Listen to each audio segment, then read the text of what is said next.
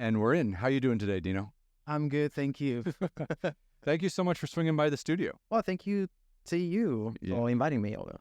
Of course, of course. You know, it's funny, like no one really knows why I invite people over here to just chat. Yeah. But but it's fun because, you know, you just get to meet someone new and you get to engage with them face to face, you know, without our phones in our way, where there's no screens in front of us. Hallelujah. Hopefully someone interested. Hopefully. But no, I mean, everyone has an interesting story. You just have to weave your way through the narrative, right? True. So how have you been? How's your summer been in LA? It's been oddly enough hot, of course, and busy. I've been working on a few projects. Okay. And I'm still working on on those projects.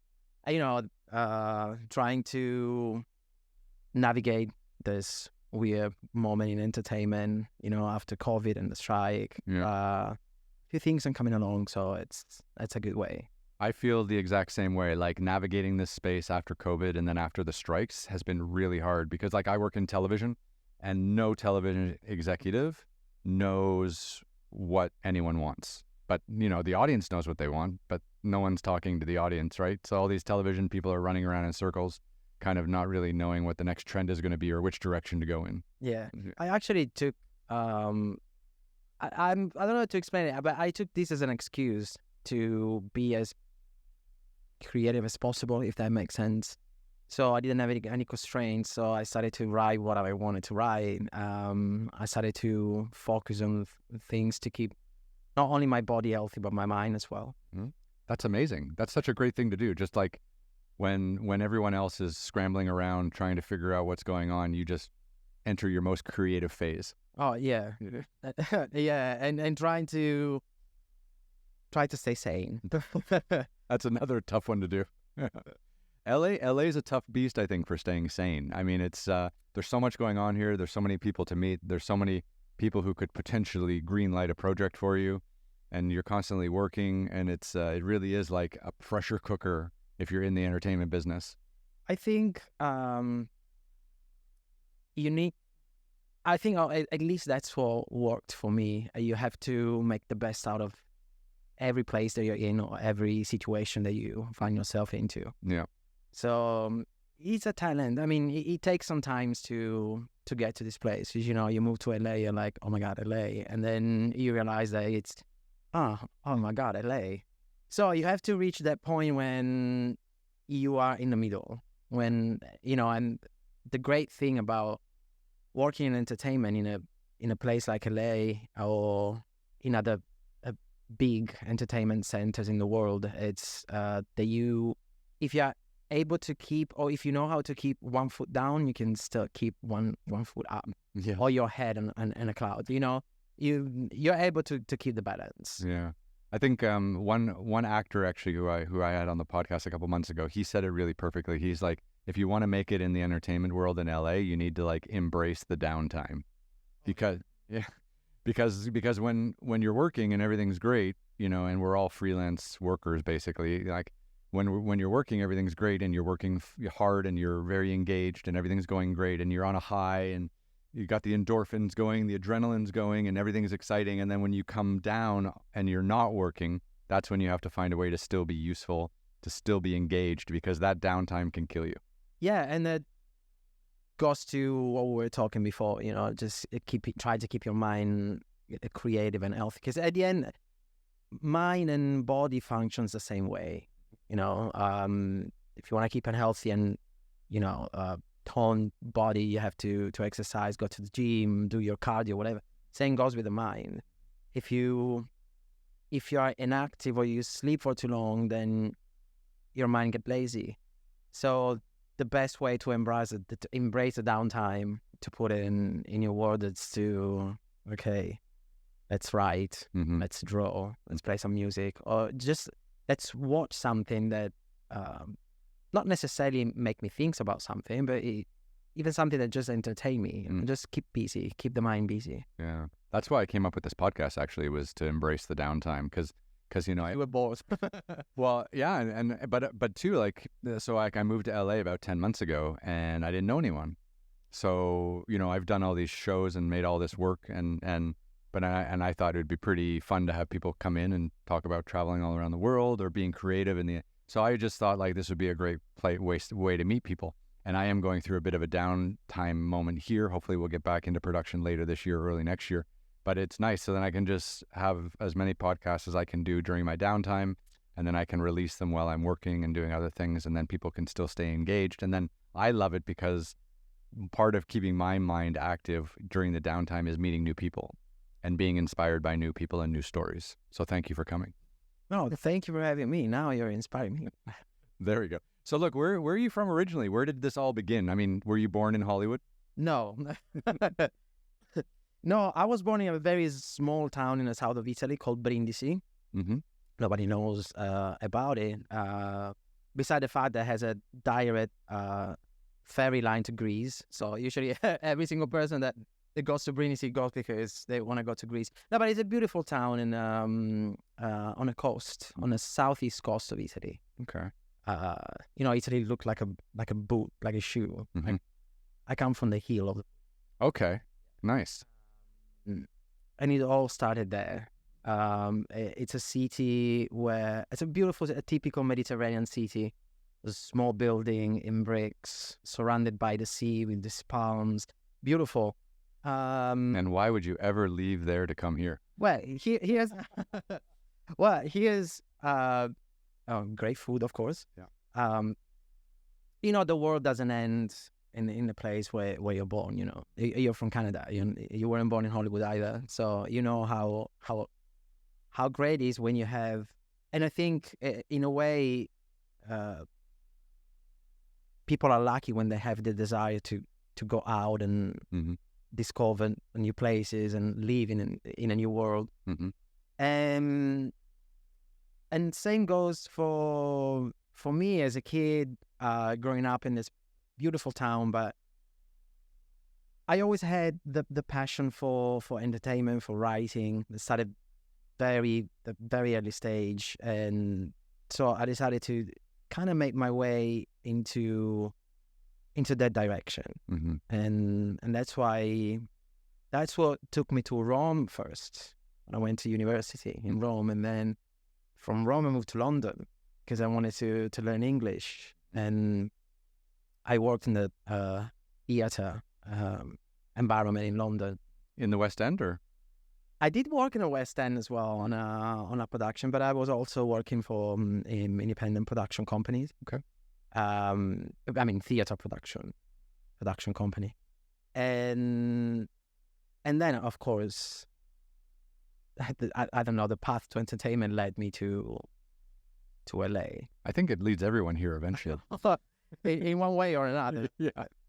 That's great, though. I mean, it's interesting that you grew up in Italy, which is a place, in my mind, from the outside looking in. I'm not Italian, but my family has roots in Italy as well. Like, I think from the outside looking in, Italy seems to be a place that really embraces the arts, like writing, poetry, painting, even film and television. Like, Italy's got a pretty diverse. We are more than just great food, because I usually that's the most I get from people. Oh, are you from Italy? Oh, I love pasta. And I'm like, well, thank you.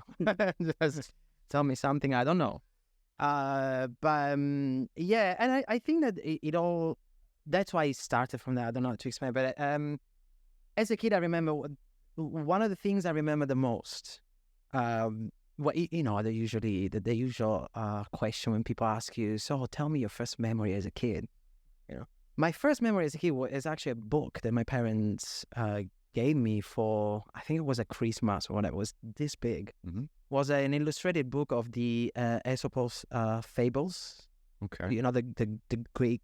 The Greek mythology. Yeah. But it was the fables about the lion and the mosquitoes, the animal with human characteristics. And I remember reading those fables and looking at the drawing, and I thought, how cool is that to actually make up words and characters, and it all started from there. And I started as a kid also to in a small town in the south of Italy, you don't have much to do. Like, it's not London or Rome or LA when, you are with your friends and whatever you want to go, you just go. Yeah, but you must have been football mad, right? Never was. No, okay.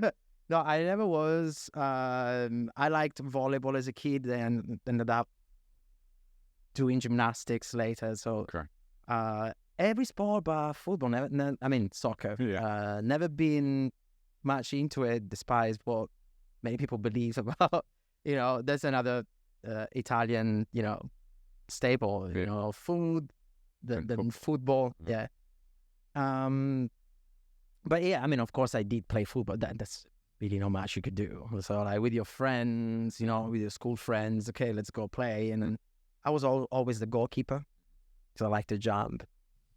But because, for example, I always, again, passion for music as well, especially, rock music from the 90s, coming from America, from the Seattle scene. Yeah. And that's the music that hit me first too. The first stuff I like when I was younger, I grew up like listening to stuff my parents listened to, but it was that music in like the late 80s, early 90s, like a little bit Nirvana, then Pearl Jam. I listened to Foo Fighters. I was like, this is when it started to really hit me, like when I was in my teenage years. Yeah. No, I got you. Same to me. Even though my biggest influence, we were talking about influence before. I remember got starstruck when I was probably 12 or 13. And I remember there's a big music festival in Italy called Sanremo, which is a music it's just Italian music. So Italian, it was on national TV back when I was a kid, but now it's like on a European television. It's like a big deal, just only Italian artists. Performing their new songs. And I remember when I was 12, 13, watching David Bowie was a guest in that show. And what a legend.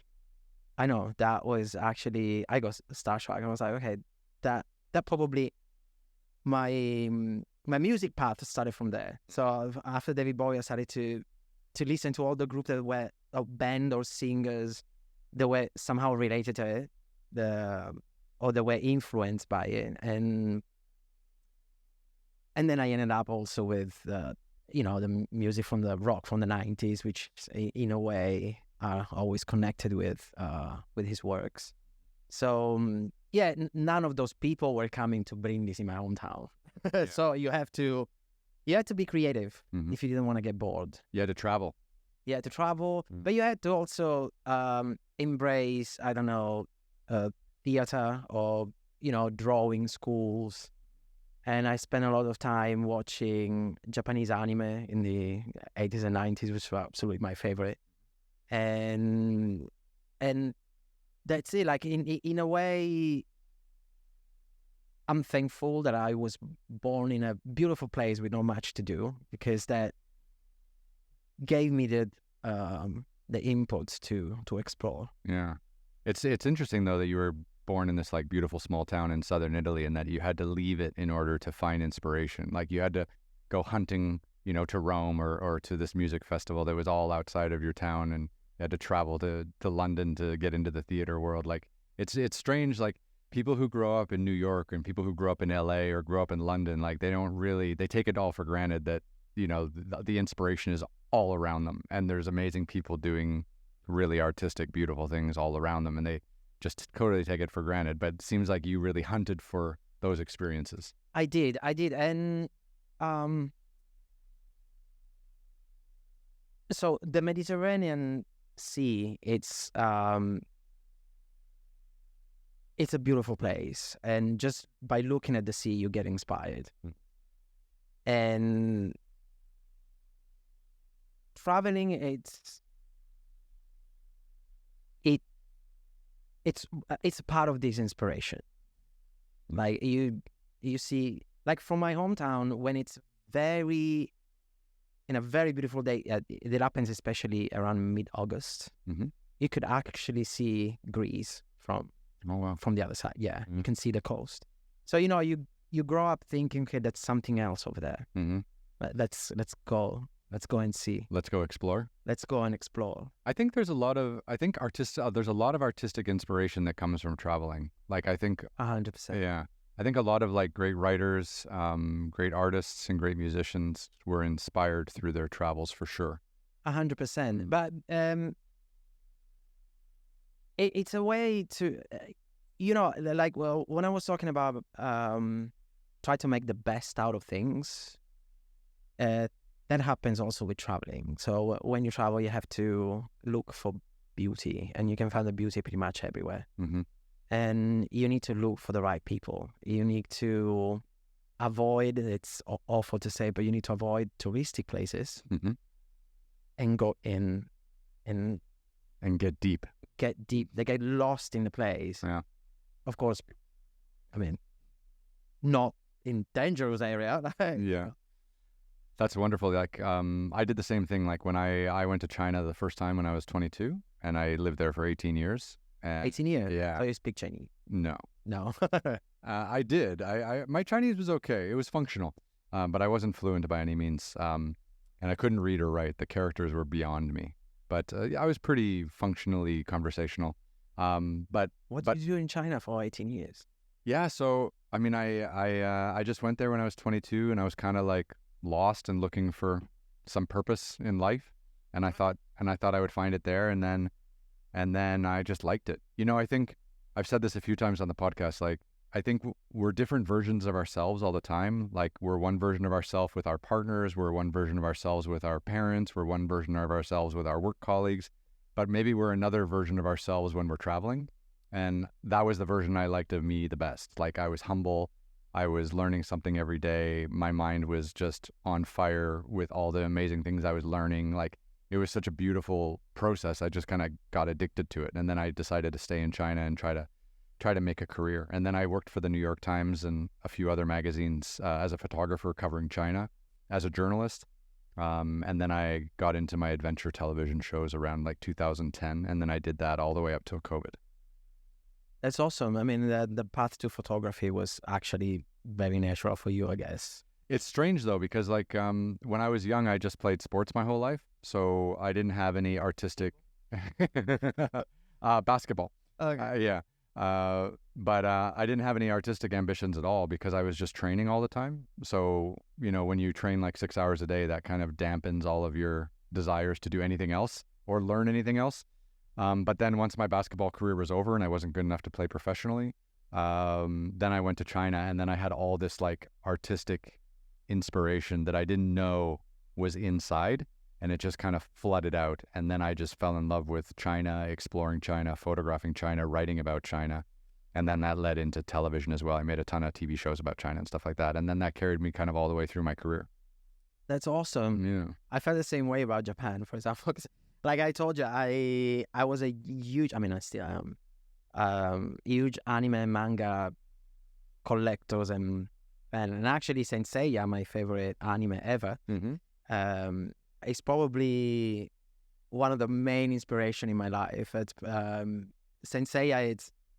It's about a Greek mythology in a way, and so the reason why I connected to it is because of that book that my parents gave me. So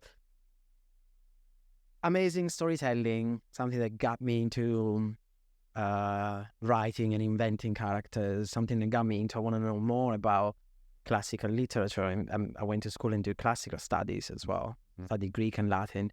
And in a way, it got me also into traveling to Japan as well recently. Mm-hmm.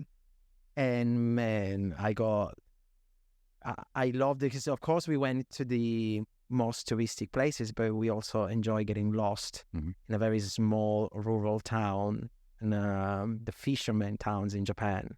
There was so much beauty. Mm-hmm. So you found some inspiration?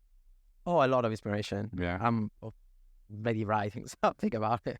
I think the Japanese anime, like comic book, like graphic novels, are about to become absolutely huge, because I feel like they're starting now, like a lot of the big studios here, and there's a lot of production companies that are starting to buy the rights and convert them and translate them and prepare them for the American audience. Some of them shouldn't. Let's say some experiments were very successful. Mm-hmm. Some other were not so much. I haven't been following it too much, but I do have some friends that are very inspired. Like they like graphic novels. They've been writing graphic novels and doing the artwork as well, and they were inspired at a young age. The language is different, you know. Like when it comes to storytelling, you can tell a story in so many different ways, and the TV language is different from the film language. Mhm. It's different from the theater language. Same goes for comic books, graphic novels. You know, they're all ways. All of them are ways to tell a story. They're all different sides of storytelling, Mm-hmm. but each of them has a unique language that you need to follow. So when you try to blend all of the things, you need to know how. You need to know how. Yeah. Because not always one thing that works on TV can work on a big screen and vice versa. Yeah. You need to get the language right. Yeah. You need to get the structure right. The structure, the language, you need to get the knowledge, Mhm. you know. Sometimes, and that I learned it myself because I was writing a lot for theater when I was in Europe, in Italy and in London. So when I moved here and I started to work more for film and TV, so writing screenplays or TV shows, I remember people reading 10 pages of dialogues without action and scenes, and they were like, okay, we are not on a stage. So, you know, that's why it's important to know what you're doing. That's very important. So, okay, so hold on. You grew up in your small town in southern Italy, on the boot, on the boot, and then on the heel of the boot, and then what? You go to high school in that same small town? Yeah. Yeah. And what did you study in high school? Classical studies. Classical studies. So we study, it's called Liceo Classico. So we do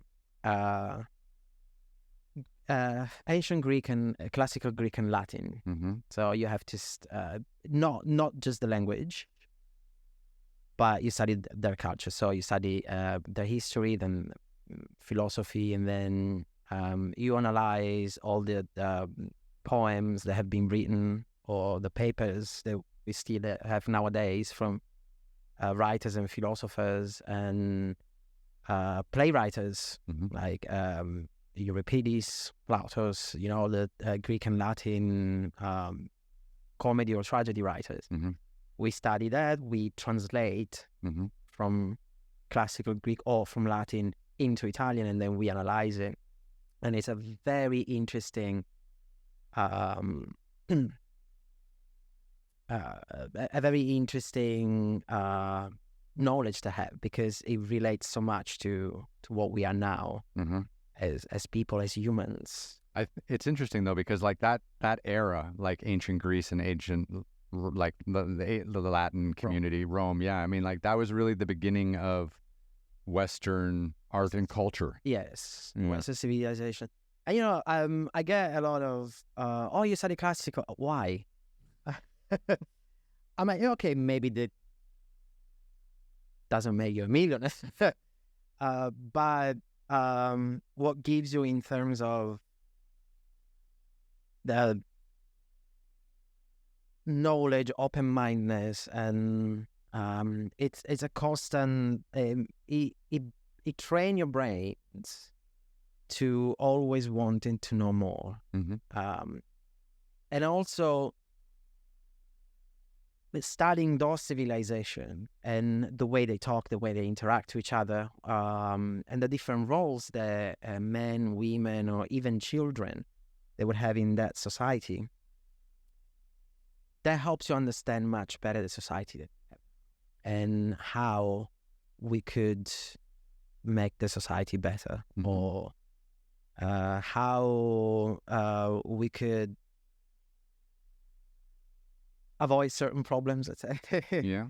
You know, it's all about knowledge. You know, it's not necessarily from a academic or scholastic point of view. You can just take a book and read about those Mhm. ancient civilization, and you find out that actually as humans we're much more similar than we are different from, you know, people in the past. Mhm.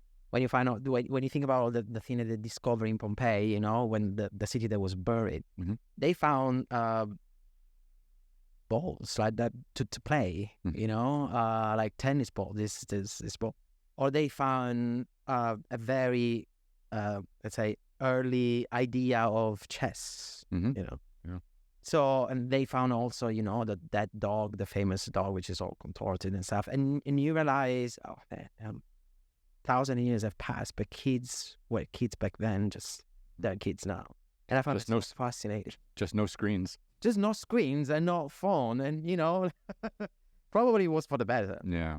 No, I agree. No, that's amazing. I think what's the famous phrase? It's like you have to know your history before you can understand your future, or before you something like that. Yeah, exactly. Yeah. And that's just why I'm drinking. So I study, and I didn't.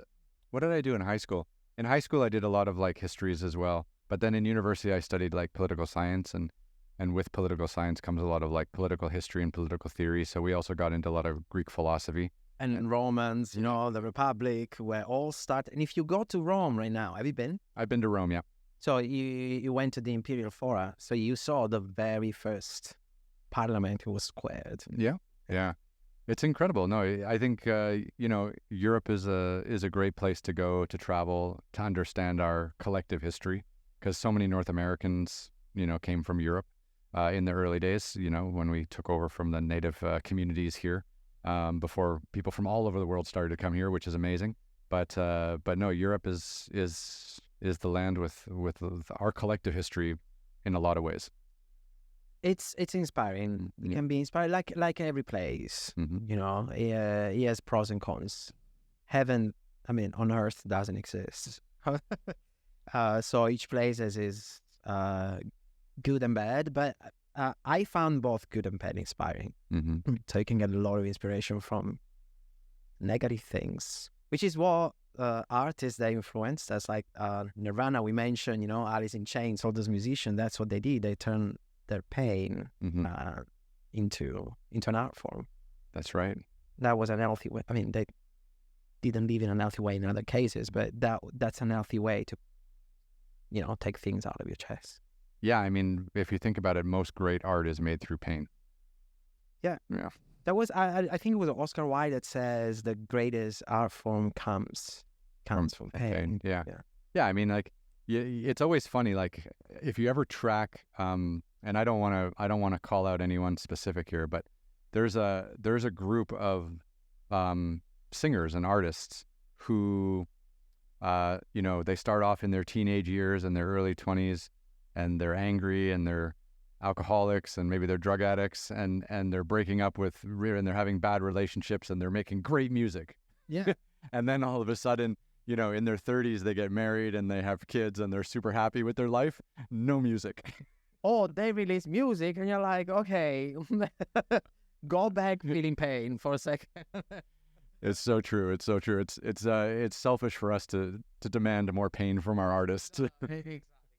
No, but no, we're joking, but inspiration can be found from anything. Some people are more inspired by,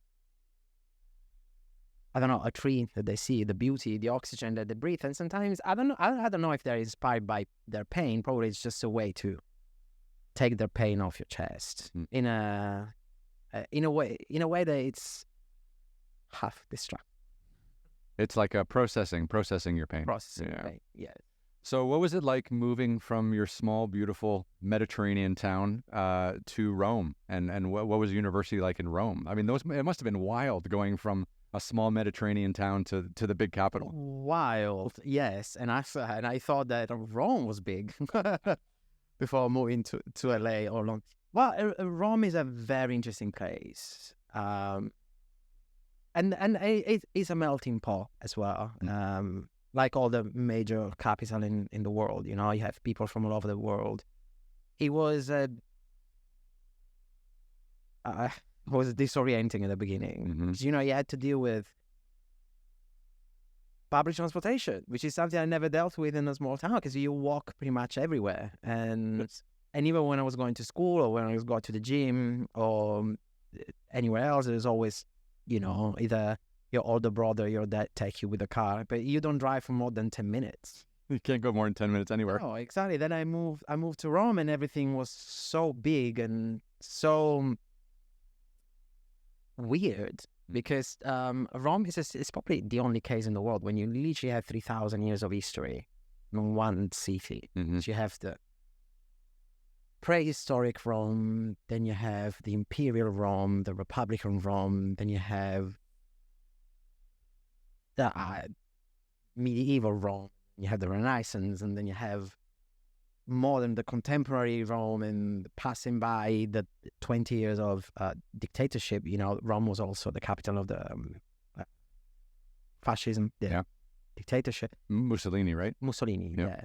So which built his stuff, it's history. We can't cancel it, we can't deny it. And right in the middle of Rome, Vatican City. Vatican City. Right in the middle of Rome, you have Vatican City. So it's a city of the Pope. So it was weird because you go around and you see all these things, and then they try to do more work for another underground system, and they found more stuff underneath. So stop everything and took it's but it's in a way it's an inspiring mess. Mm. My uncle, one of my uncles, lived in Rome for decades and loved it. Like, just loved the inspiration, loved the history. He was a real history buff. He was a lawyer, doing corporate law and doing arbitration and stuff like that. But he just fell like in love with being surrounded by all that culture and all that history. And I remember with my friends at university, so let's go explore Rome. We're all coming from different part of Italy, so let's go and explore Rome. And we were like walking to see this small little church, and nobody knew about it. It was like, oh, let's go and see it. And there's a Caravaggio inside, and nobody knew it. I'm like, that's the beauty of that city, and that's the beauty of getting lost in a city like Rome, where you can find priceless art in small little churches and back alleyways in the middle of nowhere. Yeah.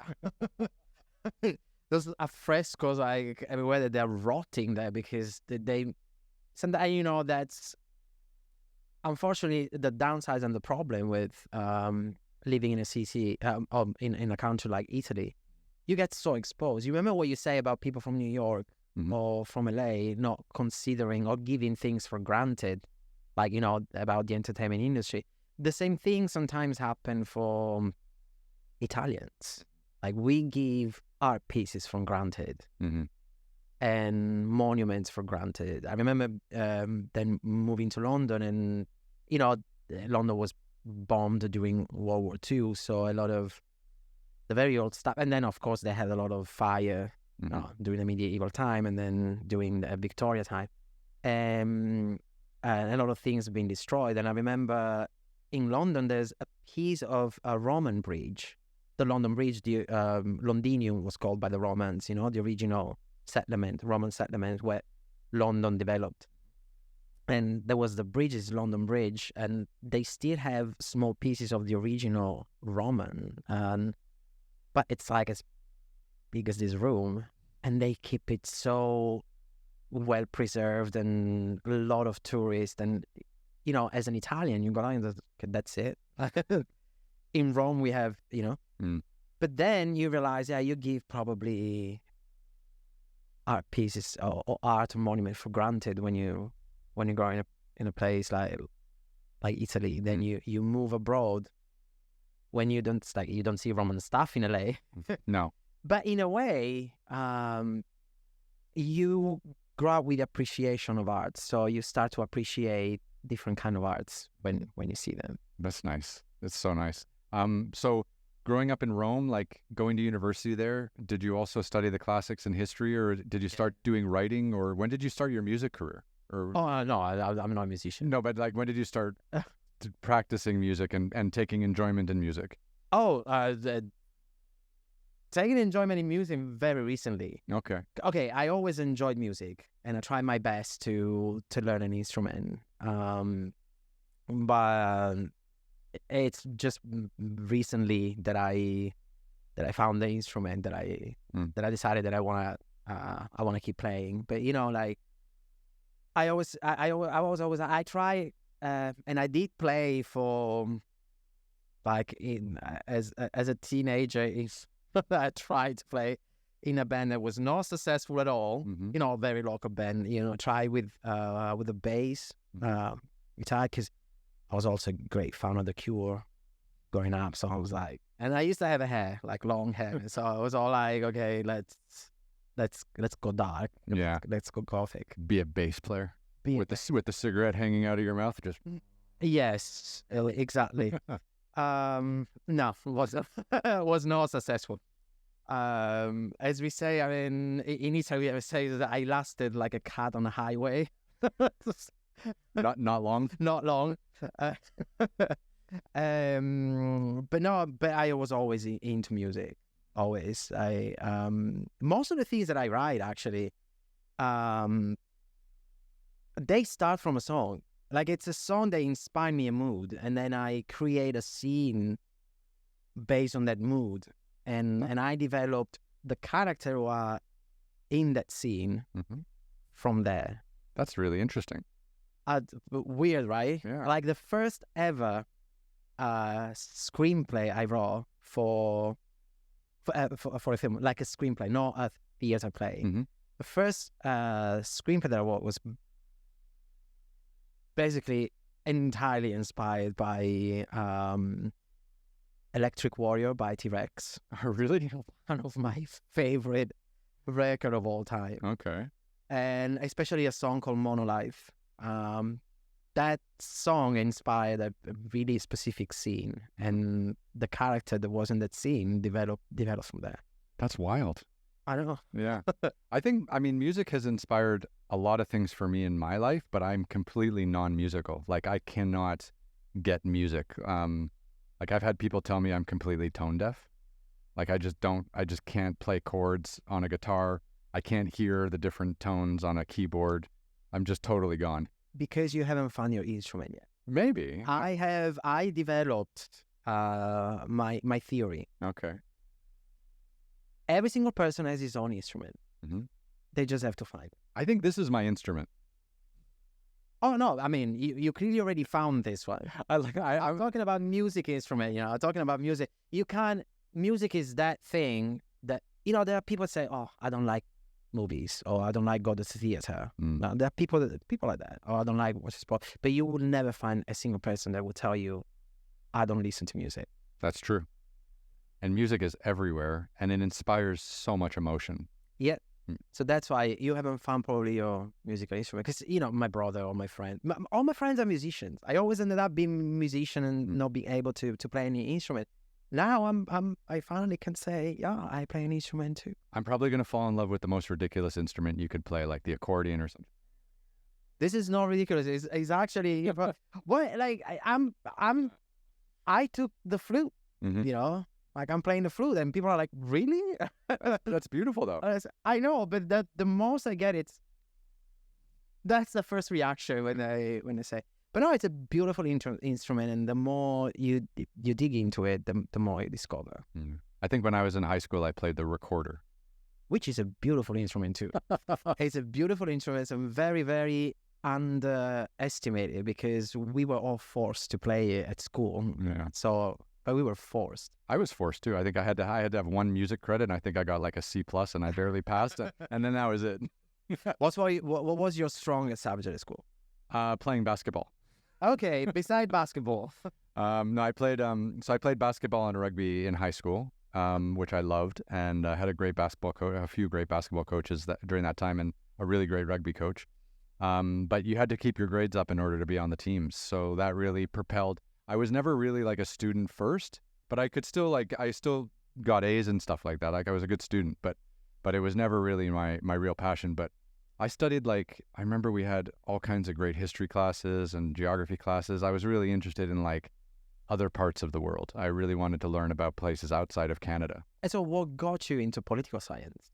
Yeah, I think it was that desire of mixing history and politics and what other countries are doing around the world other than just in Canada. Because I had to take a Canadian history class. I had to take a Canadian politics class. Those are kind of mandatory. But then I also took, U.S. history, U.S. politics, and then Western European history, and then Greek, history and Greek political theory and all these other things. And I just loved learning about all these other countries other than the one I was living in. And then when my basketball career was finally over, I was like, shit, I got to go see something, right? I don't have to train 4 hours every day. I'm going to go and see some of these places. And I went to Europe and traveled around, which is a very common thing that Canadians do after school. And then the China one was a bit of a strange leap, because not a lot of people at that time went from Canada to China. This was like 2001. So that fascinated. Yeah, and it was amazing. It changed my life. I think for the better. Really so. Yeah. Because sometimes we have I gotta say something. I don't want to be misunderstood, but this is the best place to be misunderstood. Okay, good. We tend to have a Western-centric idea of the world growing up in the West, you know. And then, thankfully, like, something happens like Bruce Lee in the 80s. My dad was a huge fan, so I grew up watching, his movies. Or Japanese anime, when they became very popular in Italy, way before they became popular in America. Mm-hmm. And like as kids, especially the very small local independent televisions, I guess that's my guess, they were just showing Japanese anime. It's my guess, they were probably cheaper to buy rather than all the stuff that was coming from the US, like, the Ninja Turtle and stuff. Yeah. And So you're bringing back a lot of memories. I think we grew up on like the same cartoons. Most likely, they shaped us. Yeah, They shaped us. Yeah. And all Russians are bad. All white Americans are good. That was coming out from the US. Yeah. But then all the things that were coming out from Japan, there was this beautiful, very violent, I would say, but beautiful anime. And then, that they realize that's the world outside of the West. Yeah. That's why when you talk about you going to China at 20, when you were in your 20s, that's good job. I mean, that's something that it takes some guts, but it takes a huge desire to travel. Yeah. Not everybody can do it at 20, so good job. It took me out of my comfort zone, which I loved. And then also, too, it really did expand my knowledge of history. Like, you started learning about the Silk Road, and you started learning about, like, Italian influences in China from like the 1600s when traders were coming through Italy and the Middle East and Central Asia, and all this stuff. And all of this kind of stuff happened in Western China along, Kashgar and all these beautiful places, and Bukhara and Samarkand in Uzbekistan, all these other places I've been to. And it's a spectacular, because, at that time, the most sophisticated part of the world was not North America. Yeah. Yeah. Or Western Europe, probably. Like, they were like, in the 1500s, we were still cutting off people's feet, because they had a bruise. More than that. Yeah. So it was the teeth. So going out and spending some time in Asia was a real eye opener. So it was wonderful. And it's also it's beautiful because you realize that our way of doing things, it's not the only way. And I talk about, for example, when I went to Japan, I went to see a kabuki show. 3 hours of people talking Japanese. I could not understand the word, but it was beautiful. It was beautiful, and you realize, okay, our way of intending theater, it's not the only way. And same goes for going back to music. There's so many instruments that they just come from that place, and they're traditional from that place that we don't know. But that's their own way to make music, which is not our way of making music. It's a different way. It's beautiful. It's different but beautiful, because differences is always beautiful. And that's one of the great things of traveling, because you discover beauty in the differences. Absolutely. Yeah. No, it's nice. It's nice. So when did you decide to leave university in Rome and pursue a career in London? Because I'm sure there must have been plenty of employment opportunities in Rome. Oh, yeah. No, it was I finished my master, and I wanted to learn another language, because you got to get out of Italy. Yeah. The best way to learn a language, you can learn in school the basics of a language, but you will never learn the language if you don't go and live in a place when they speak the language. And I always remember, and in every single essay that I write, I always mention this a sentence from Federico Fellini, the director, Federico Fellini, which we call Maestro in Italy, of course. The famous Fellini. Yeah, the famous Fellini. He once said, a different language, it's a different way of seeing things. And that's absolutely true. Because a language, it's not just words and grammar. But every language carries years and years of history of the country that you come from and the country that uses that language. So in order to be able to speak that language, you need to understand the country. You need to live in the country. You need to understand why certain words are used in a certain way, certain words are not used. And you have to understand, for example, I'm trying to moderate right now my hand language, because in Italy we talk a lot with our hand. Absolutely. Yeah, but not everybody does it. And I've noticed when I moved to London, because I wanted to learn a new language, and I thought I knew English until I moved to East London when they had this crazy Cockney accent, and I was like, well, what am I? What language is that?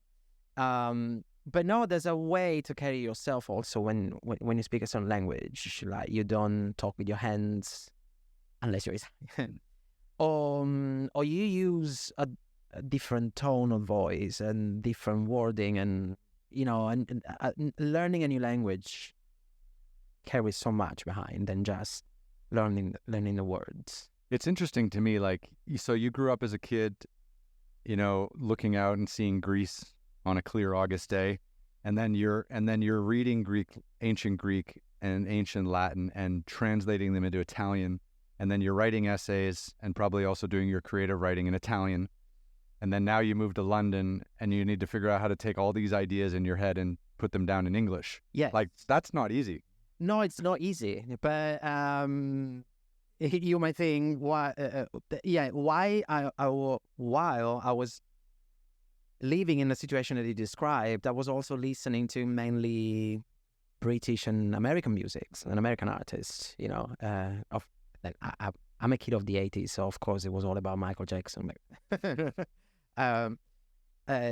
So the English language was always something that I want to perfect it. And I moved to London, and man, it was different. It was difficult. Was that hard to move from Rome? I guess at that time the UK was part of Europe, so it was easy, right? It was easier to move to the European Union. Yeah, it was being within the European Union. Yes. It was very easy to find a job, because of course I was looking for any kind of jobs just to be able to learn the language. So I got a job as a front of house in a theater. Oh, nice. Yes, because I was at theater in West End. It was my first job in London, and a lot of they were doing Les Mis. Oh, nice. Yeah, it was the theater, the Queen's Theater, and on Shaftesbury Avenue. They were doing Les Mis, and I could not speak a word of English. Or at least, I could put a few sentences together, but they had me because there were a lot of tourists from Italy coming, so I would come in handy. That's good. So you got a job in London just speaking Italian all day? Yeah, but then they put me in the backstage. So it was a long, so I could not communicate very well, let's say. The small form of courtesy, again, that you use in a language, like the please, sorry, you don't use all those form of courtesy in the Italian language, because the Italian language is more,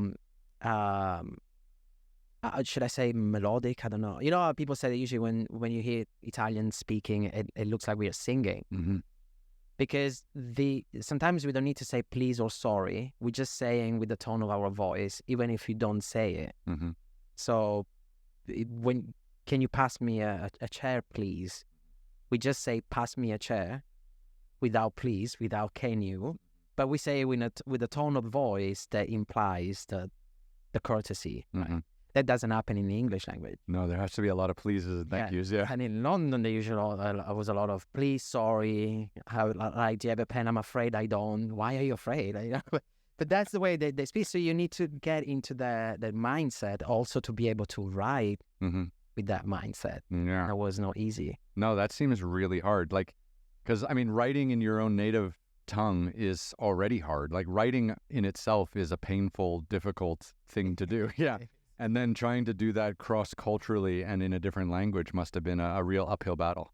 Yes, I started by reading a lot of script in English, reading a lot of books in English. And for my listening and speaking abilities, I started with radio first.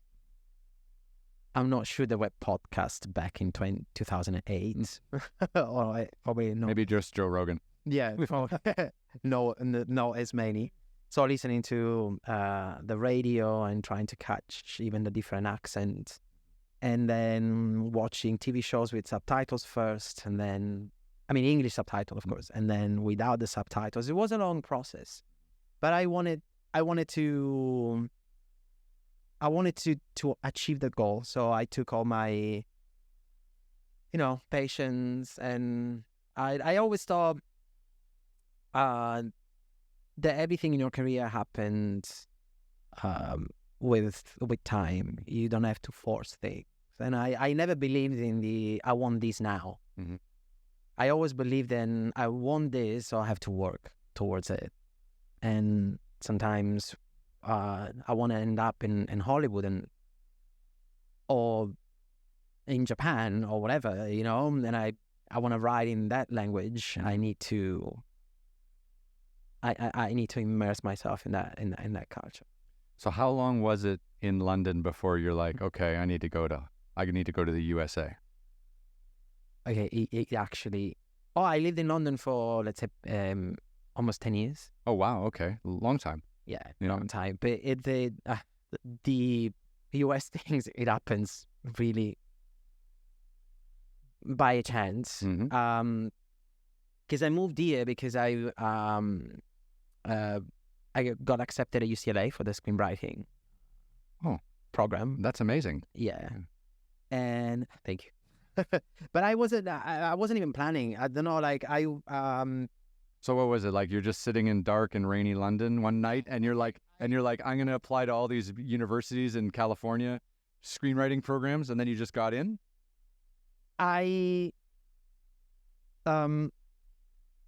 Okay, I applied because it was literally 48 hours or something like that before the end of the deadline for application. That's the best time to make the deadline, yeah. I'm a last minute guy. I'm one of those when he travels, was like, I have a flight in 3 hours, so open the case, throw everything in it, close, jump on the case, and then zipped it. Yeah. But no, it was like 48 hours before the end of the deadline, and I was actually a bit, should I do it? I don't know, because they required a sample of my writing and then my I don't remember, like something about myself, and I had to write like 3 pages about myself, which were things that I already had prepared, and we didn't have ChatGPT back then. So I was like, okay, I'm just gonna. It wasn't free to apply. I think it was something 50 or something. I don't know, but it wasn't a big deal. So I applied with what I already had, and I even forgot about it. And how long did it take before they came back to you? I think it was 2 weeks or something like that.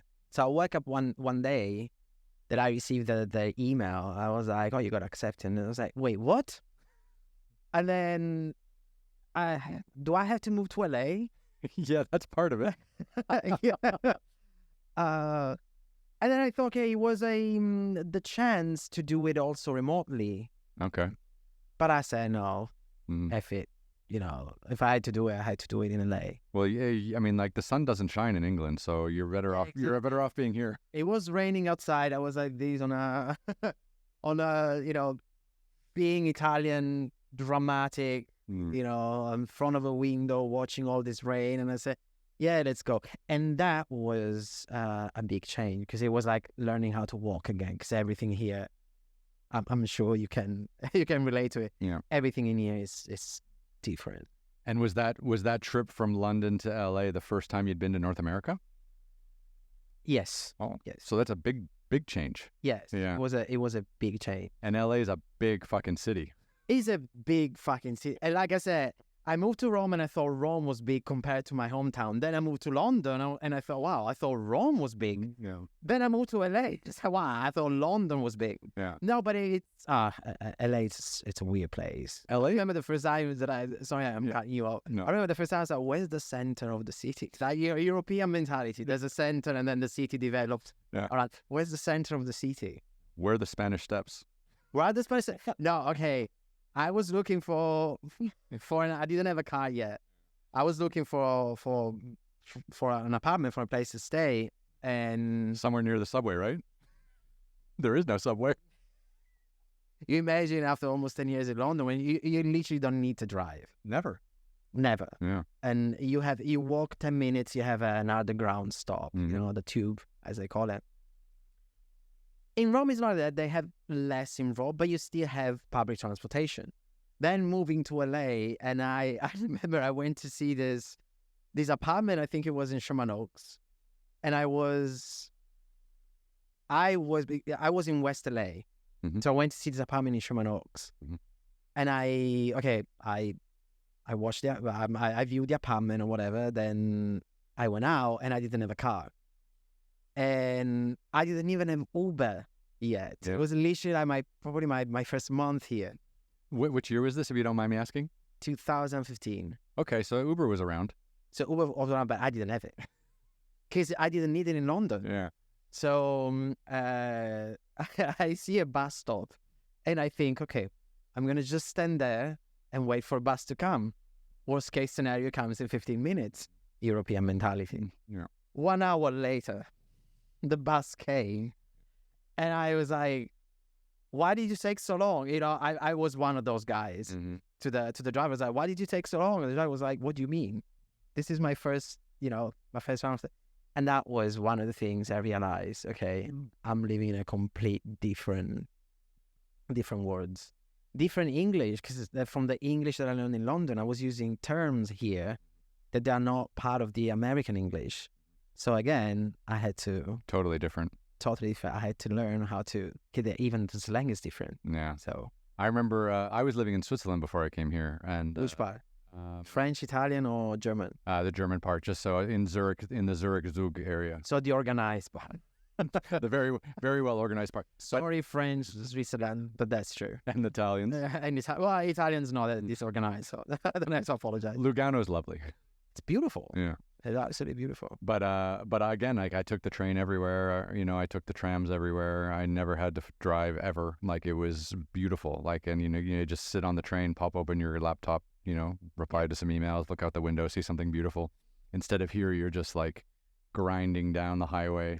In a car, when you look outside of your car because you have to move, change lane, you just see people in other cars looking at the phones Everywhere. I'm like, and then you see car crash happening. I'm like, of course, because you were looking at the phone. Yeah. I can remember nights where I was driving maybe to pick up some food or maybe to go grocery shopping, where I'd be driving on Sunset or Santa Monica and I'd have my window open and it was all just marijuana. Like, yeah. So I'm like, okay, like obviously marijuana is legal here. That's fine. But fuck, like how many people are driving like high and just smoking and you go high. But I mean, this is what I mean. Like, drink driving is not a problem in LA. Like, it is a problem in LA, definitely. But how? Like, I feel like everyone's driving high here. It's and I wish. Let's say I wish the driving test was a bit harder. I'm just saying that. Yeah. Because I mean, before getting my driving license here, I had my European driving license, of course, and I see the difference. Yeah, big difference. When I did my driving test here, like after, okay, you got the license, I was like, what? Mm-hmm. Already? Mm-hmm. So yeah, it's funny. I went on a driving trip this summer because it's been years since I've been able to travel around the United States freely, just because I've been working abroad so much. And I went from LA up to Monterey, and then I went over to Tahoe. Then I went up into Idaho, and Montana and Wyoming, and the roads were so beautiful. The way people were driving was so beautiful. But then you come back into Southern California, and it's just a fucking nightmare again. And I think it's just the volume. Like, I just feel like anyone who drives in like Montana and Wyoming and Idaho, you're all just chilling. You know, there's no traffic. It's all good, right? But then the moment you come to Southern California, everyone is like angry, frustrated, bitter, stressed out, and then everyone's just taking it out on their car and all the other passengers. It's unbelievable how, I don't know, and 1 p.m. you check, you know, your travel, Yeah. like your route. highway, your route. You take your route and you say 15 minutes. Oh, nice, good. And then at 1:05, by the time that you get into your car, it's 45 minutes. And you're like, wait, when did that happen? Yeah. I always say, like, in LA, if you're going to go to a meeting, like, you're either 30 minutes early or an hour late. Oh, that's the perfect way to sum it up. Yeah. But again, gives you a lot of opportunities. And it's weird how in LA, I ended up working for an Italian-American company. Mm-hmm. It's a production company. And I wrote a movie for them that it's coming out now. But I met them in LA. Mm-hmm. And they're Italians. It's very, you know. Yeah. There's Japanese production companies here. There's Chinese production companies here. Like, I had an actor on the podcast last week, and he got hired to do a Japanese, like, emergency room television series. So like ER, right? Like the famous American TV show ER. So they were doing like a Japanese version of ER, and he got hired to be in that entire Japanese production. But it was here in LA. There you go. Yeah. It's when you say that, like, entertainment can be the center of the world, and it is. It's, you know, it still gives you a lot of opportunities, which is great. And now the movie's coming up. Like, we'll come back to the movie in a second. But okay, so you land here in LA to go to UCLA screenwriting school. So how long is that program? The program was a professional program. Screenwriting was only 1 year. That's amazing, though. You get to like really focus in on screenwriting for a whole year. I love the program, and I love the fact. And again, that was the time when I learned that the theater language is different from the film language. Because I was writing for theater back in London, Mm-hmm. and I remember my tutor, my teacher, is the one who told me 10 pages with no action, just people talking. You can't have that. So, you know, I had to relearn and readapt my craft. And then, you know, we had the workshops. I met incredibly talented writers that inspired me. And the school, I don't know how to say, the environment inspired me. So it was a great experience. Mm-hmm. That's wonderful. And I was counting on going back to London after 1 year. Oh, really? Yeah. You didn't like it here? No. It's just that the program was only 1 year. So I had a very restricted visa. So I was planning to go back. But then I got a job offer and I extended it. And then after another and after another. And then... Yeah. Isn't it crazy how the United States has all these amazing educational institutions that are attracting talent from all over the world like yourself, but then the moment you graduate, they kick you out? Yeah. You know, I mean, like, we can be honest here. Like, I know so many people in LA, in San Francisco, and in Silicon Valley and whatever, who come over here to do like computer engineering or come over here to do something in the entertainment world. And then when they graduate, they're given like, what, 3 months or something to find a job and change their status, or else they have to... You mean for international? Yeah. Yeah. It's you need to have a visa for every single thing that you actually do here. Yeah. Very specific. But yeah, you have a work experience program that you can do after you finish your study. Mm-hmm. Then yeah, you have to change status of your visa, or when your visa ended, you have the grace period, and then that gives you the time to leave the country. So you were able to find a production company to sponsor you?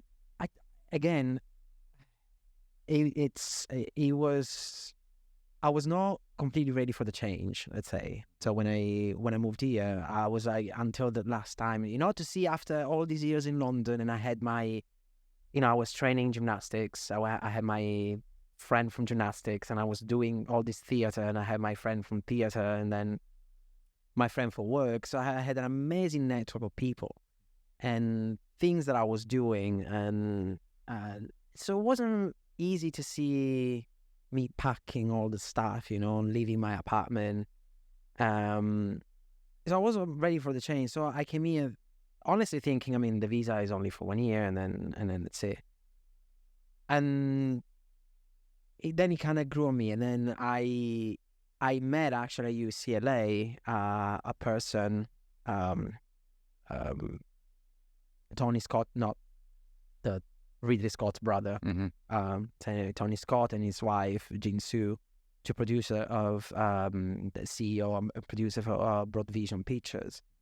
I actually met him at UCLA, and then we started collaborating together. We did a lot of stuff together, and then they offered me a job, and then that job led to another job. I worked for Marta De Laurentiis, which sadly passed away a few years ago, and then I started working for different production, working on set, and I was just getting called to work, and I decided to extend it. And 10 years later, I'm here talking to you. There we go. And I was here.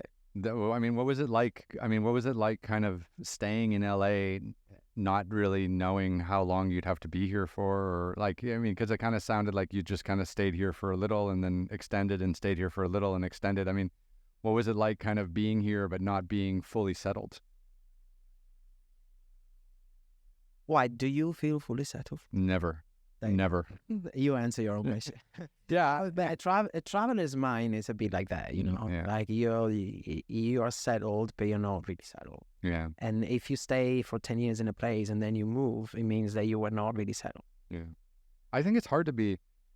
I don't think anyone's really settled. I just think people get trapped. I feel like once you have the wife and the kids are in school and you've got a mortgage and all that kind of stuff, then it's like, well, it's so hard to move, right? But if you don't have all of that stuff in your life, you can pick up and go anywhere at any time. There's a brilliant Italian theater writer, Edoardo De Filippo. He said, and gli esami non finiscono mai, which means exams never ends, like at school, they call it finals or midterms here, exams never ends, which is the same approach that you can use for travelers, and discoveries never end. Yeah. So being settled in a place, that's never ends. Feeling not settled, let's say. Yeah, I think too. I think a lot of creative energy also comes from not being settled. I think this idea. 100%. Yeah, this idea of having to hustle, having to work, having to find the next job, having to, And probably the reason why, and I want to go back to what you said about yourself moving to China. Probably a great reason why I decided at the end to pack everything in London and move to LA. It's because I wanted to get out of my comfort zone. Mm-hmm. That's the best, isn't it? It's like when you get out of your comfort zone, I feel like your brain expands, mm-hmm. and you have to. It is a way of training your brain, getting out of your comfort zone. Mm-hmm. Well, in your comfort zone, you just sit down and your brain sits with you, and you end up doing things automatically, like a robot. Your brain turns off. Yeah. It turns off, and I hate that. I hate that. So that's why, we were talking before, about the pandemics. What's the best way to face the lockdown and everything? Being creative. Mm. So you came to UCLA in 2015. You got a bunch of jobs. And then what happened during COVID? What did you end up doing? It must have been crazy being here in LA during that time. I ended up doing COVID. Yeah. It was crazy in LA. I was locked in my apartment, and I decided to be. I was honestly getting crazy. Mm-hmm. So I was the time of my life when I wrote the most and drank the most. No, No. Eesh. just a little. Yeah, I always loved my red wine. of course. With or without COVID. Yeah. No, I make the Venice Carnival. Yeah, of course. You know, the white mask. Mhm. Yeah, that's it. I make those with paper mache. Oh, really? Yeah, That's amazing. I make those masks. So, besides writing, because you cannot always say like this in front of the computer, Mhm. I took it back, and this is a craft that I done when I was a teenager, and then, traveling and stuff not always allows you to keep all your passion together, because you need space sometimes to do things that you wanted to do, and you need time. And during COVID, I had a lot of space, a lot of time, so I started to make mask again and draw, because I also draw.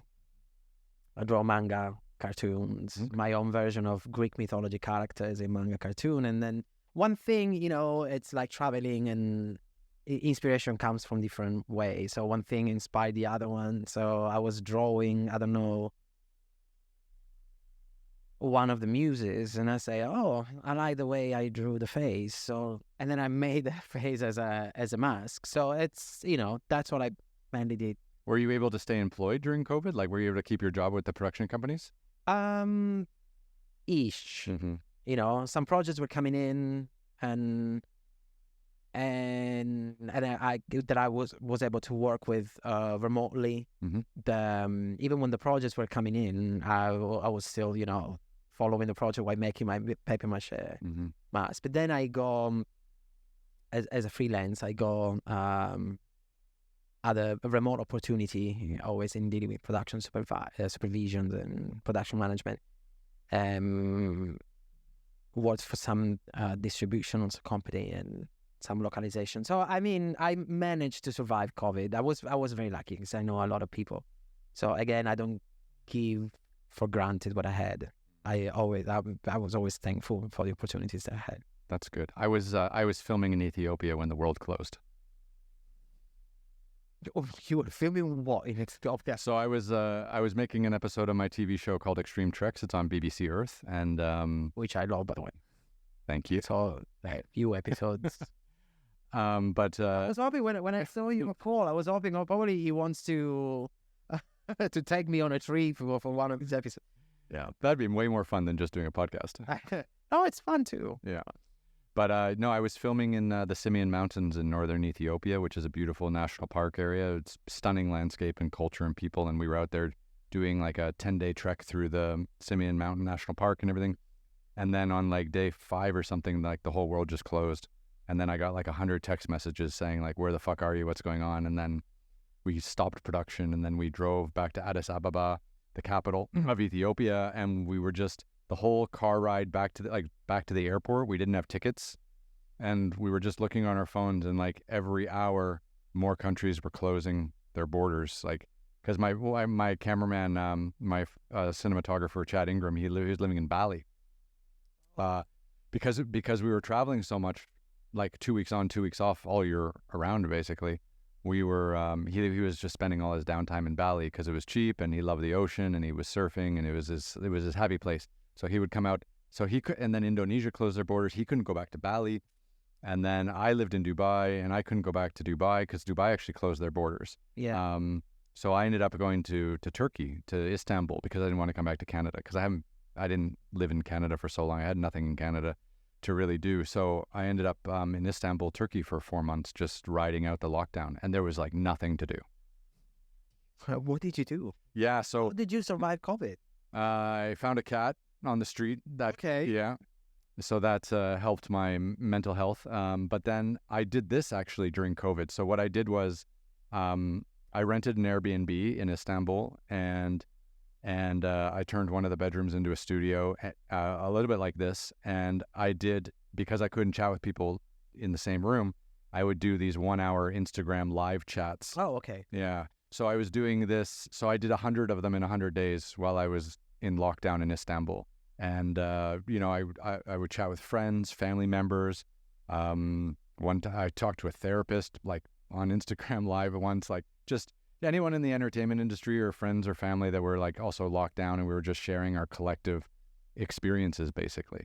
And Istanbul was actually a really good city to be in during lockdown because you could go out for a walk every day.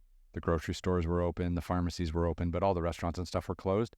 But they still let you go out and like walk around, which was nice. But then the hard part was getting out of Turkey, because the fucked up thing about COVID was that, you know, you weren't only restricted in the city you were in and in the country you were in, but if your country was more open than another country, then that country would stop you from moving. So I was trying to get back to filming. So I was in Ethiopia, and then I show up in Istanbul with all my filming equipment, and I'm like, okay, after 4 months, let's go back and film again, right? But I couldn't go anywhere because Turkey didn't lock down as hard as they should have. So no one wanted to allow people from Turkey to go to Europe. They were only letting Europeans travel in Europe. No one could come from the outside, right? It was just so messed up. So it took way longer than it should have to get out of Turkey. And then eventually I got into Switzerland. And then we started to make a few TV shows in Europe. And then the second lockdown was actually the one that killed us, my production company specifically, because we were filming all summer from like July right up until almost December. And then the second lockdown hit in Europe. And then that really crushed us because we were hoping to film right through the winter. We had like contracts lined up and everything. And then we ended up going back to Dubai and then I moved here last year, and I really haven't made any real television since then. It's crazy because I made over 50 hours of television shows before COVID. Well, yeah, well, because you came after COVID, and then the industry was recovering, and then the strike happened. So it was been a lot going on. Just a little. Yeah, just a little. But I understand when you feel like we were supposed to shoot a movie during COVID, but we couldn't. So we had to wait until the border reopened again. Not easy. But tell me about your current project, and tell me about the movie that's coming out soon. Which is the movie that we were supposed to shoot. Oh, really? Yeah. So we ended up shooting it last year instead because it took so much. Because you know like how it is with investors. So investors come in, then COVID happens. Gone. Yeah. You're like, I had a lot of money. So you had to rearrange all the, the development and stuff, and, going again location and stuff. So it's a great example of movie that has been made through various problems with pre-production and production, which, COVID and then investors leaving and money coming in, coming out, and rearranging the script according to the new locations. Yeah. So, every movie is a war story. Every movie is a war story. But we manage, and the movie, it's called Tales from the Sea. It's written in both Italian and English. A story from your childhood? No, it's not a story from my childhood, but is inspired, of course, by the locations that I know very well. Mm-hmm. It's all set on the sea. It's all set on a boat. And we actually shot in the seas, a real location. Oh, wow. So, yeah, we shot in the Mediterranean Sea on the boat, with boats surrounding the character talking on the boat. So it was an amazing experience, when you talk about war stories, like, oh, we are supposed to have like 15 days of sun and amazing weather, storm. So no filming. Let's rearrange this part of the script and without, we thought, okay, hopefully it's gonna come up well. We are actually an official selection of the Rome International Film Festival. Oh, congratulations! Thank you so much. It's la Festa del Cinema di Roma, as we say in Italy. It's a big film festival in Italy and in Europe. And it's an international festival. There's a lot of Hollywood premiere that happens there. Because Rome, it's still one of the film capital. We still have Cinecittà. Yeah. And that's got to be exciting for you, though, like to come from a small town in Italy and then to go on the journey that you've been on and then to end up in Hollywood, and then to write a script that got made into a film that's going to premiere at the Rome Film Festival. Yes, You're going home. I'm actually excited. Yes, yeah. It was a journey. It was like every film. It's a teamwork. Mhm. You know, I was also part of the production team, but Luca Saveri directing, NSPG producing with Giovanni Labadessa and Lorenzo Mazzè, and it's been an amazing an amazing journey, and it's been embraced in a way that it was a direct invitation from the festival. Mhm. So they saw it. From what's my understanding, because I was here, of course, the festival saw the rough cut, and they actually contacted the productions to we want to have your movie in competition. We were like, well, it's not ready yet. We don't care. Just finish it. So it's very exciting. The festival is at the end of October, Mhm. and hopefully soon after the festival we'll have another project coming out, another film that I co-wrote actually. Mhm. It's probably going to go on production. That's great. Yes, we're almost there. Yeah. But it's a different story. It's a thriller, and it's going to be shot here in Los Angeles. That's incredible. Yeah. So I have these 2 things coming out right now, and Yeah. hopefully a third one at the beginning of the year next year. Well, that's great. So it sounds like coming out of COVID and the writer's strike and the actor's strike, things are starting to roll. Yes. Yeah. Finally, things are changing. Yeah. Like again, things are going out of their comfort zone Mhm. in Hollywood. So there needs to be flexibility and adaptation And risk taking and risk taking. They haven't been taking risk for a while. for a long time. It's about time to take some risks, because sometimes it's more risky to stay in the comfort zone. Mm-hmm. I don't want to name companies or Studios. or studios, but you've been in the comfort zone for too long, and it's time to get out and do something else. Yeah, my TV shows are full of risk, and they have not been really accepted in the post-COVID world yet. Coming soon. Yeah, coming soon. Yeah. David Bowie was not very well accepted in the 70s until people realized that risk-taking and different things are not that bad. No, we need them. We need them. We need to shake things up from time to time. We need to shake things up, because that whatever you shake now, then it's gonna create the direction, Mhm. or a certain direction. Yeah. Like at least a different direction. A different direction. A different direction is guaranteed. There you go. But it may, whether it's the right direction or the wrong direction, you don't know. But at least it's new, and that's important. That's very important. Especially because I was inspired by in getting into writing and storytelling. I was inspired by a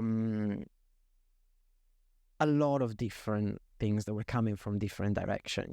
Like I say, manga or music or films, theater, Mhm. sport. And not necessarily they were carrying the same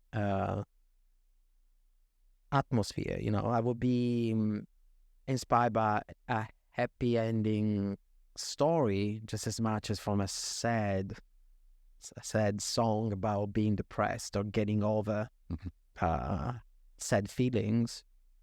And the variety of things inspired me so much. So that's why it's important also in order to be able to inspire more people in the future, that, let's say, the new generation. Let's talk like old men. Yeah, the new generation. The new generation of writers or filmmakers or TV writers, it's very important to be able to give them different things. But that's important for you as a writer, though, because for you as a writer, you have to be open to so much inspiration so that you can filter it down and then actually put it into different stories that you're writing.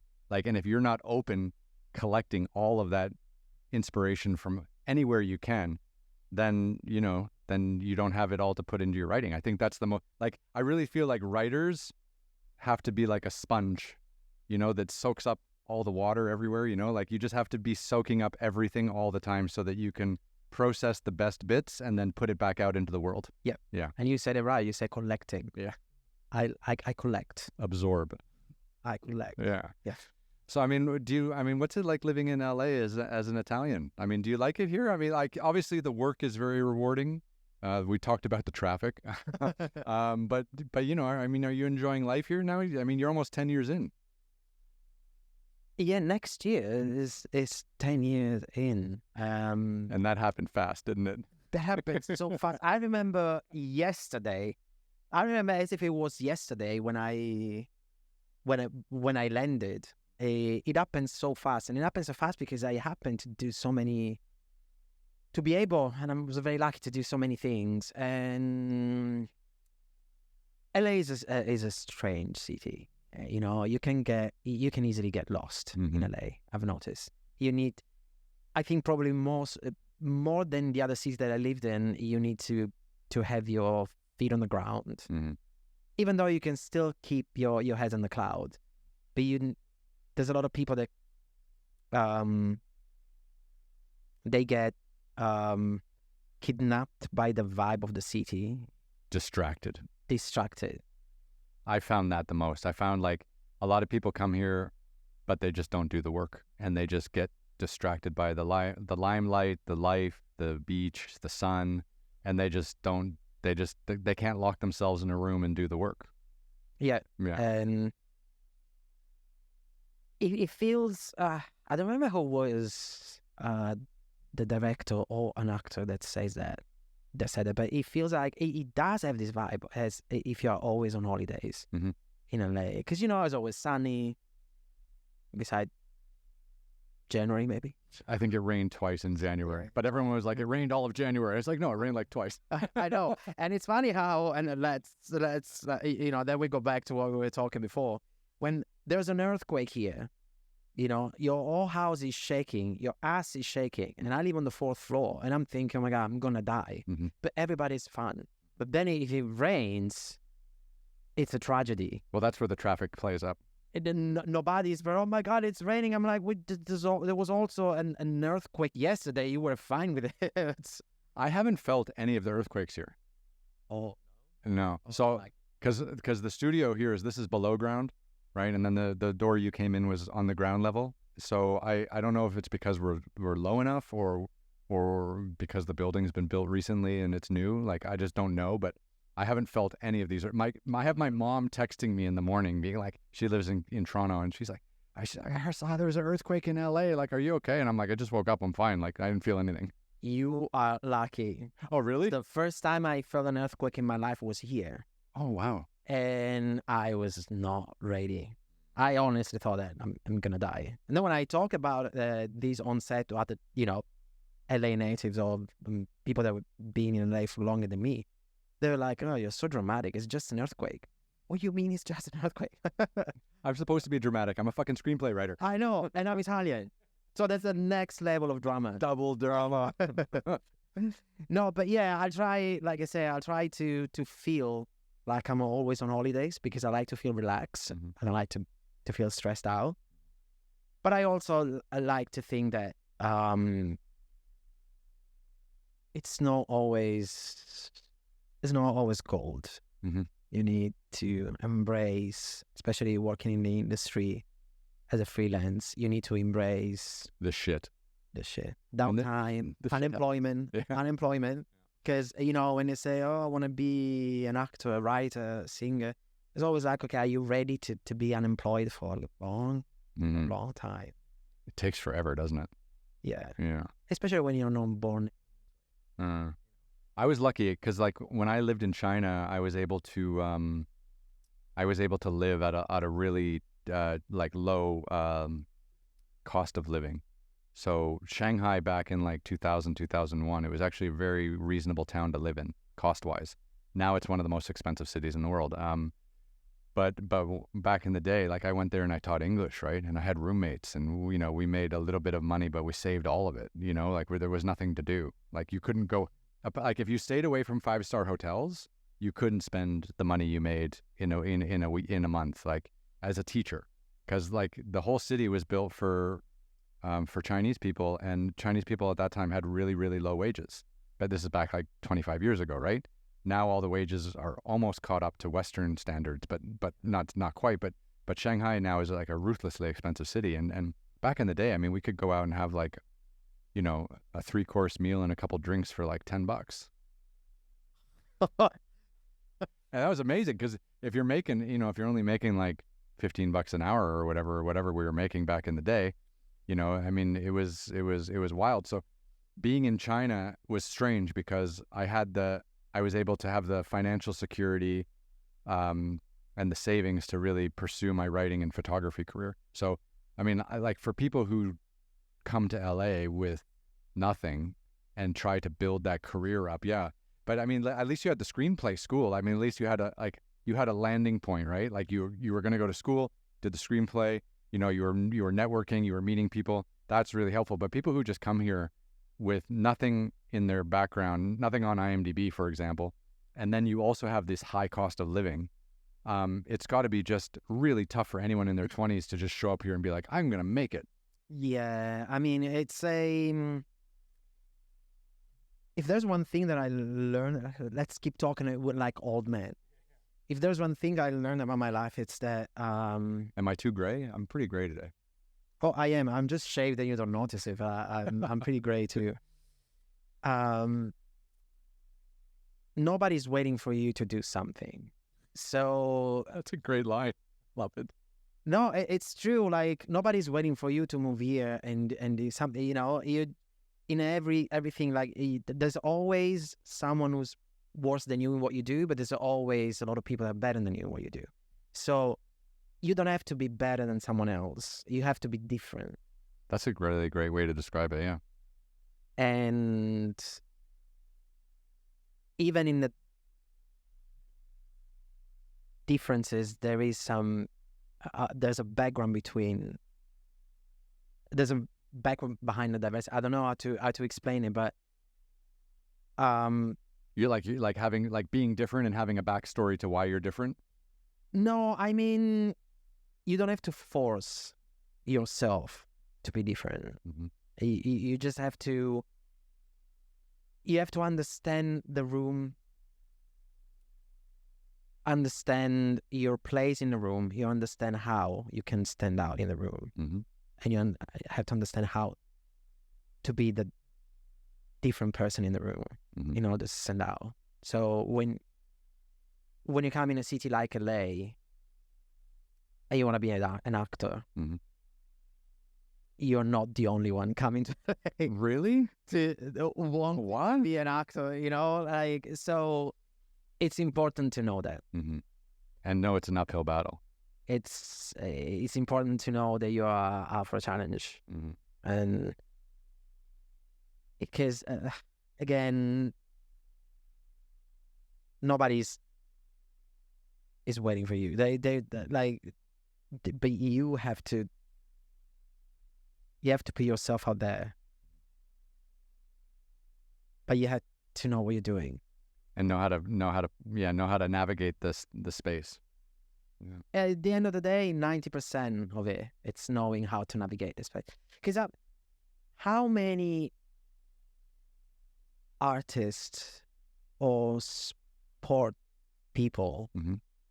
We will never have the pleasure to know, because they are amazing artists, but maybe they're not good in networking, or maybe they were not lucky and they didn't make it through life, you know? Yeah. So a lot of them will. So I'm networking and knowing how to do that's the best thing.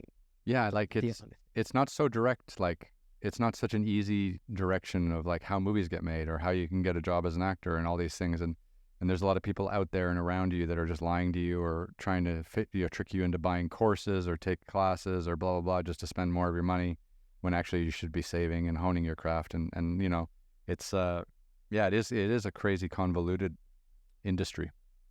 And owning your craft, that you say perfectly, that's the best thing you do. Perfecting it all the time, because perfection doesn't exist.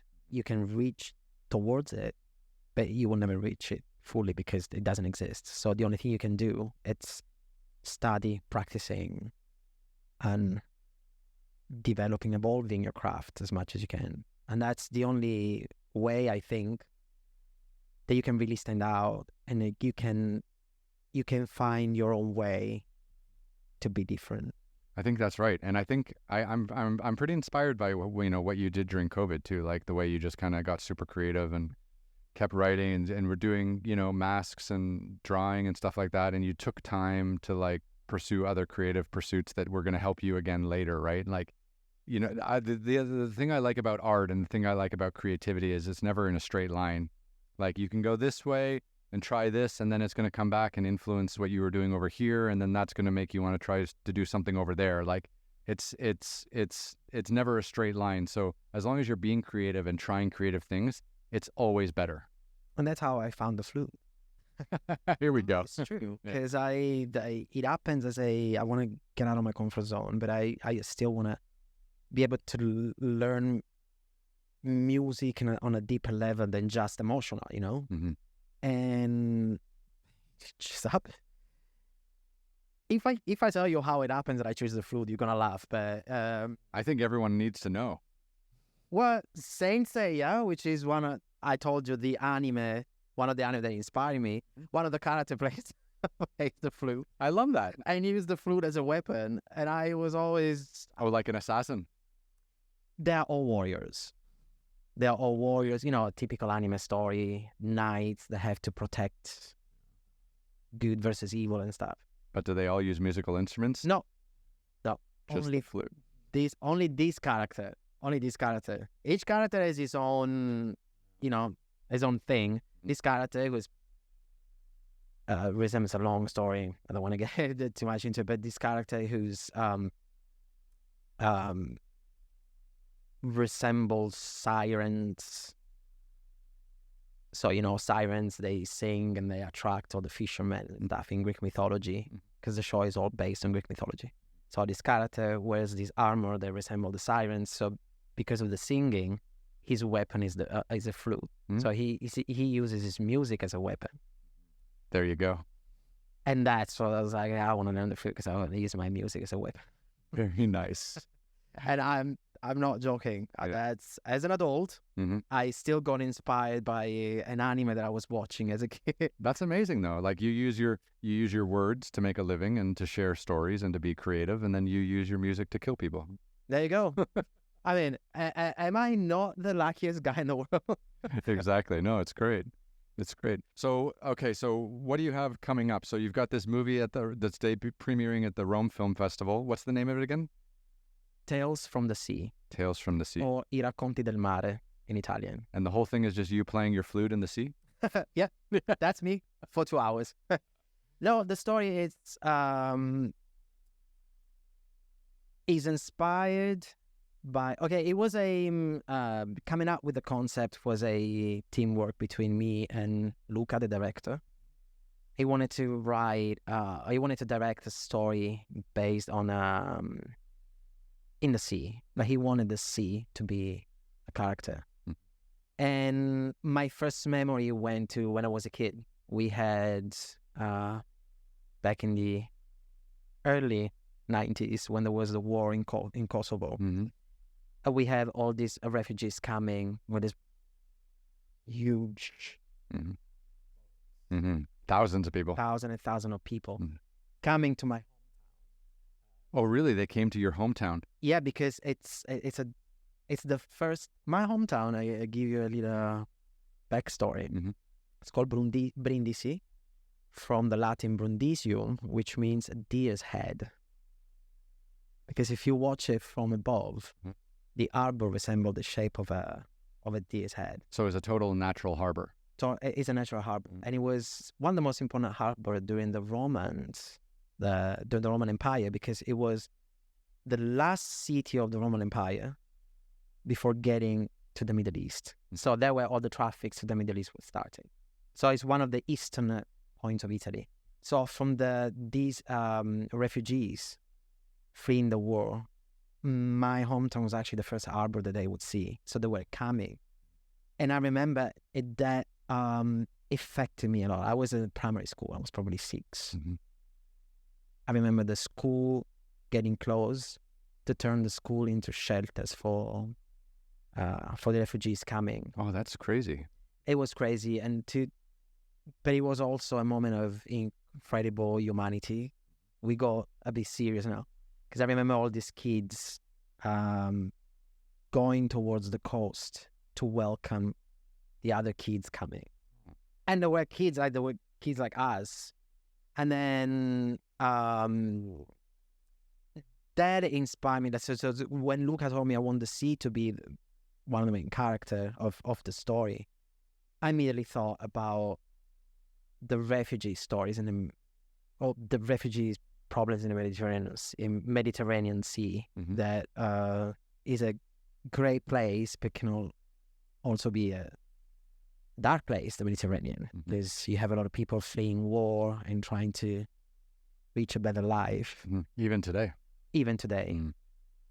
Unfortunately, it's sad that we still have war in 2024, but we still do. It's just people make too much money for more, so that's never going to stop. Yeah, unfortunately. Unfortunately, that's a conversation for a totally different podcast. Different podcasts. No, but going back to entertainment, yeah, the story is about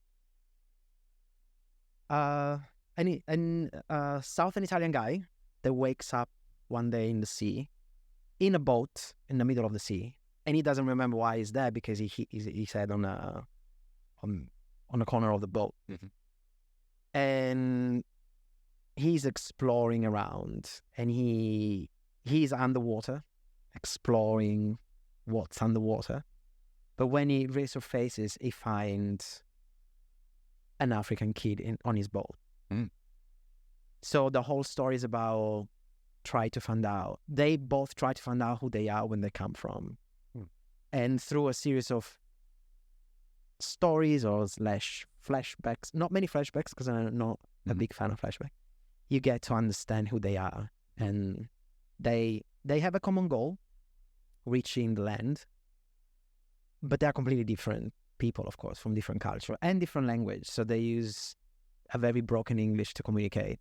But the only thing that they know is that they have to work together to reach their goal. That's beautiful. And it's called Tales from the Sea, or I Racconti del Mare, which is vaguely inspired also from Homer's The Odyssey, Mhm. and how the sea can be beautiful but terrifying at the same time. Did you ever see that movie, Life of Pi? Yeah. Did you read the book? Yeah. Yeah. That's just reminded me of that. And it's it's not strange that you say that, because it was also an inspiration of building up the characters and their adventures on the sea, even though it's much more talked than there's more dialogues than actions. Mhm. Because it's about these two guys discovering themselves and discovering how similar they are. Mhm. So they finally by the end of the film, they go beyond the color of their skins, their language, and their culture, and they find out that at the end of the day, they're just kids. That's kind of beautiful. And I'm excited. It's been well received so far by the few people that saw it. Let's see how it goes in the festival. Mhm. So that's, in a way, that's why I was inspired by my childhood. But it resonated also with the director. The director, it's from a city near Venice, Also on the sea. north of Italy. Yeah. So he's very well familiar with the sea and the beauty and the danger of the sea. So erasing that, and when we were developing the story with the beat sheet and stuff, it was a very nice networking between me and Luca, and coming out of a story that I hope the audience will enjoy. Sounds amazing. That's so exciting. So you're going to go to Rome at the end of October. Yes. And how many friends and family are you going to have that are going to come up to see you? Well, I don't know, because we still don't know the actually premiere day. Mm-hmm. But this is like your coming home party. Yeah, it's a coming home party. Yeah. I love this. I'm gonna go to Rome and meet the crew again, Mhm. which I haven't seen in a year, and an amazing cast, an amazing crew, and yeah, I can't wait to be on that red carpet. Not for the red carpet, but because I want to see. Okay, let's see how the public, how the audience. I was mixing Italian and English words, and how the audience reacts to the story. That'll be amazing, terrifying and amazing and beautiful all at the same time. Terrified, but I hope, you know, at the end of the day, what we do, it's for one reason. We just help to entertain people. Yeah. Sometimes people not necessarily want to think about something. Mm-hmm. Sometimes they just want to be entertained. Yeah. And that's our goal, I guess. Yeah, I mean, it's funny too, because like when you think of when you think of producing an independent film and going through the film festival circuit, like you guys are going to do, and getting a chance and getting a spot in Rome is amazing, but it's terrifying because no one's bought your film, no one's distributing your film, no one's really seen it, and then you go to Rome, and then all these people are going to be sitting around you, judging you. Distributors. the you know, agencies and stuff. Yeah. So you're gonna be there like this. So like when I make TV, like sometimes I don't get paid up front, sometimes I get paid a bit up front and then a bit later, but it's always coming through. And then they take 8 or 10 episodes, I make them, and then they show them, right? And it doesn't matter if the first one they like or not, like they show all of them because they bought them, right? And there's just so much less, there's risk in it, but it feels like much less than what you guys are about to go through. Yes. Yeah, it's a bit like it's like I remember the first time that I wrote a play in English, mm-hmm. and it was performed in London in a very small theater. I was terrified because I was in the audience. Yes. I was sweating and shitting my pants because it's like, okay, again, the culture is different, the sense of humor is different. The jokes, would they land well? Yeah, that's a real thing too, because doing comedy in different languages is totally different. Like, that's a hard thing to convert into. Yeah. So I was honestly like this until I start the first jokes, nobody laughed, and then the second, third going on, when people understood, let's say, that the vibe of the show, they started laughing and clapping, and it was like, I stopped sweating. So it's pretty much, you have that to look forward when you decide to go with an independent films with no big names attached to it. Because sometimes, you know, if you have an indie film but with a medium to big name attached, you don't care, because people go see it just because of the big name. And you'll get distribution somewhere. And you get distribution somehow. But when you are a total independent with medium to low names, and maybe they're becoming, but they're not that much, and you have to really focus on two aspects: your creativity. So try to make the perfect movie doesn't exist, of course, like perfection, you know? Like we were saying before, you can reach for perfection, but you'll never grab it. Just wake up and do your best. So do your best, do the best you can. And it's awful to say, but it's true. Rely on your networking skills. Mm-hmm. You have to be able, working in entertainment means you have to be able to sell. Mm-hmm. That's tough. In Italy, we say sell smokes. Smoke, like, you know, you just make, like, being able to selling something that you don't really need, you know. You have to be able to be a good seller, you know. But that's, again, some people have it inside themselves. Some other people like me, I don't have it. I just have to learn the craft of selling.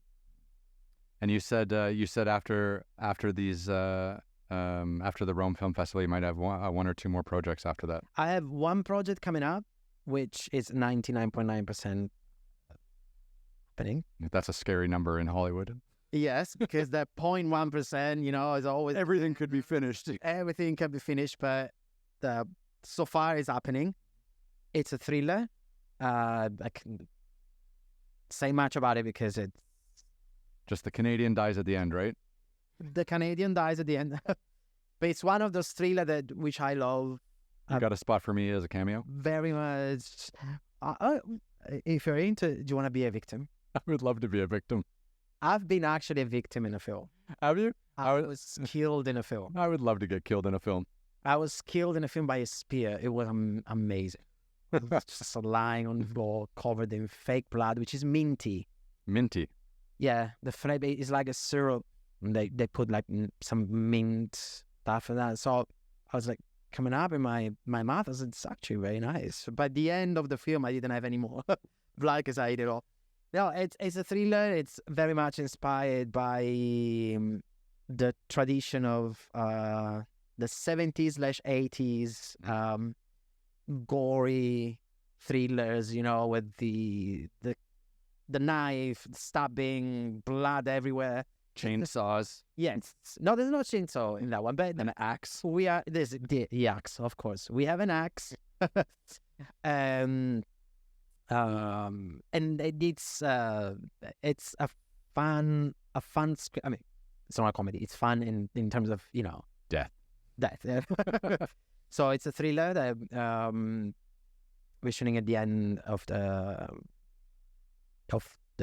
year, and hopefully another family drama coming up on the beginning of the next year. That's fantastic. But those are because it's romantic. Let's not Fingers crossed. finger crossed. Let's not say too much at the moment. Well, look, thank you so much for swinging by today. And Thank you for having me. That was fun. please, like when all these projects are starting to come out, like, and if you just want a place to talk about them, I can't guarantee how many people watch every day, but if you just want to have a place to talk your way through and talk about the experience and talk about promoting it and writing it, and just come by anytime. Oh, I surely will. That was fun, and thank you so much. Oh, before we go, your projects in the future. My projects in the future. Yeah. What do you have coming up? So I'm really close to locking down financing to do another Tough Rides motorcycle series. So I make a TV show called Tough Rides where I ride a motorcycle all around the country. So I've previously done China, India, and Brazil. So my next two, I think, are going to be Argentina and Australia. Oh, nice. And then hopefully the number 6, the third one in there will be Morocco. So I'm working on putting together like a package to get those off the ground. And then Extreme Treks is my BBC series where I go out and climb mountains and walk across deserts. And we're looking at doing one 8-episode series of that next year. So hopefully next year I'll be able to do 1 or 2 Tough Ride series and an entire Extreme Trek series. And we're hoping to get started maybe in December, but probably in January. Wow, sounds good. You got exciting project coming up too. Yeah, it's taken like it's taken longer than we would have hoped to get there. But obviously, like, I have Tough Rides is already a show that people have watched, so they know the name, so they know another season's coming, so they'll probably watch it. And same with Extreme Treks. This will be season 5 of Extreme Treks. So I've really built these like 2 franchises that I own. I own the shows and I own the franchises, so I can just keep kind of adding to them. And really, like, I could go off and make other shows, or and I've been offered to do some other things, but they don't make me as happy as the Tough Rides and Extreme Trek shows.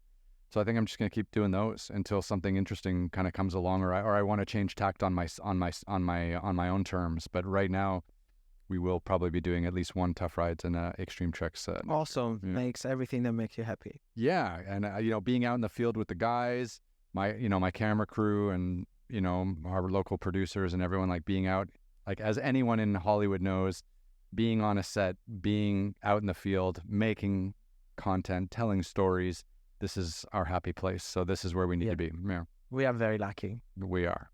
And we're lucky we have the chance to talk about it and hopefully inspire others. And meet interesting people. Absolutely. So now we can go up here to this camera so people can see we're in the same room. Great to meet you, Dino. Great to meet you. Yeah. Thank you so much. Come by anytime. I will. All right. Good mess. Fade to black. And we're out.